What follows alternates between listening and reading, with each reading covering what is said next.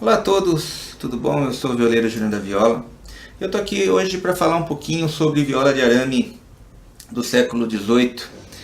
A viola de arame é uma derivação das antigas guitarras barrocas do século XVII, igual essa aqui, né? Pode ver que há bastante semelhança entre os dois instrumentos. Esse instrumento do século XVII era encordoado com tripa, e esse instrumento do século XVIII é encordoado com aço. Esse instrumento, ele obviamente não é uma réplica exata do século XVIII, é uma viola de queluz, mas é muito parecida com as violas que eram produzidas na época.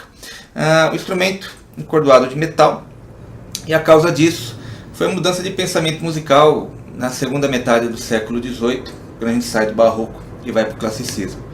O instrumento ele deixa de ser um instrumento solista e se torna um instrumento para acompanhar o canto. A gente tinha três maneiras de encordoar o instrumento. A maneira italiana, onde a gente não tinha bordões em nenhuma das 5 ordens que o instrumento tinha. Então a corda mais aguda era a terceira ordem. A gente tinha a maneira francesa, onde a quarta ordem possuía um bordão. Então a quarta ordem era a ordem mais grave das 5. E a gente tinha a maneira espanhola, que tinha bordões na quarta e na quinta ordem. A gente já tinha essas três maneiras de encordoar, mas essa nova tendência musical da época privilegiou mais a forma espanhola de encordoar. E o uso do aço ele passa a ser interessante nesse momento pelo português. O português opta pelo aço nesse momento. O aço ele era mais barato, era um material mais barato e tinha maior durabilidade frente ao encordoamento de tripa. Na Itália também se adota o aço, mas eles mantiveram a afinação característica daquela região. E na Itália se origina a guitarra batente, e em Portugal a gente tem as violas e depois as famílias de violas portuguesas e brasileiras, como a gente conhece. A gente tem um instrumento de 5 ordens, com afinação parecida com a atual do violão, sendo que a gente tem da quinta ordem para a primeira, Lá, Ré, Sol, Si, Mi. A corda da quinta ordem e da quarta ordem oitavada. Em alguns casos, a corda da terceira ordem uníssona, ou oitavada. No caso da minha aqui está oitavada. E a segunda e a primeira ordem uníssonas.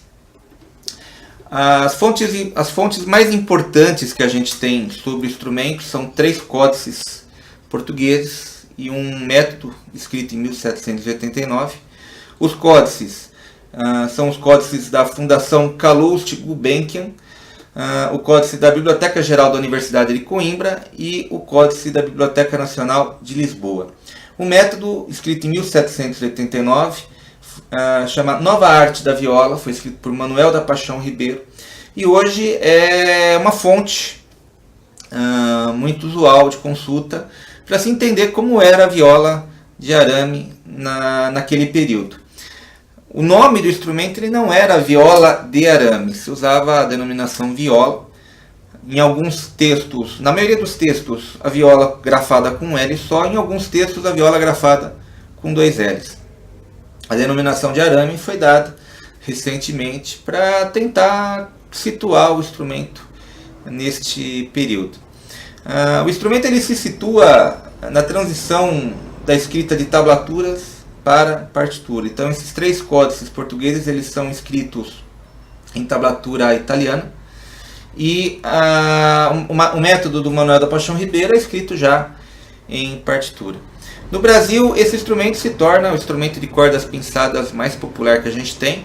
Num censo de 1817 ele já consta a viola como o instrumento mais usual no Brasil. No repertório de época era praticado no instrumento fantasias, vilões, sarambeques, folias, rojões, algumas obras de origem afro-brasileira, modinhas, minuetos, marchas, alegros ou contradances, entre outros. Esse instrumento, com o surgimento do violão, ele se torna um instrumento mais folclórico,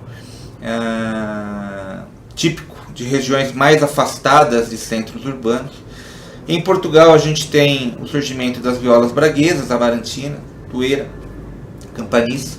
E no Brasil a gente tem aí o surgimento da nossa viola caipira a partir desse instrumento.